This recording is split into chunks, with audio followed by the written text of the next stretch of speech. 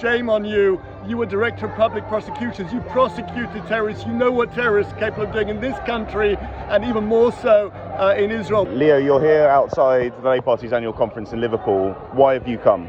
I've come because I am the Englishman who's most affected by Keir's policy to recognise a Palestinian state, because my wife and two daughters were massacred by terrorists funded by the Palestinian Authority, by Mahmoud Abbas's funding of these terrorists. That's the same Mahmoud Abbas that Keir has done a deal to recognise his state, 1 mile away from Jerusalem, 10 miles away from Tel Aviv, a genocidal state, a state that funds terror, that funds the training of their children to become terrorists.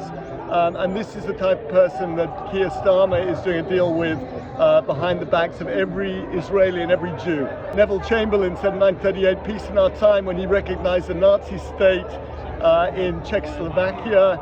And over the next 6 years, 500,000 British people were killed because of that reckless decision. And Keir Starmer is standing here in 2025 making exactly the same decision to recognize another Nazi state many miles away from home, and he's putting millions of lives of British people at risk today. This is a grade 5 textbook that is currently used by 10-year-old kids in the Palestinian Authority. Inside it has a comprehension exercise of a woman called Mughrabi, who about 30 years ago murdered 38 Israelis on a bus in Tel Aviv, including 13 children. And the comprehension exercise says, if you were in her situation, you ended up in the beach of Tel Aviv, what would you do?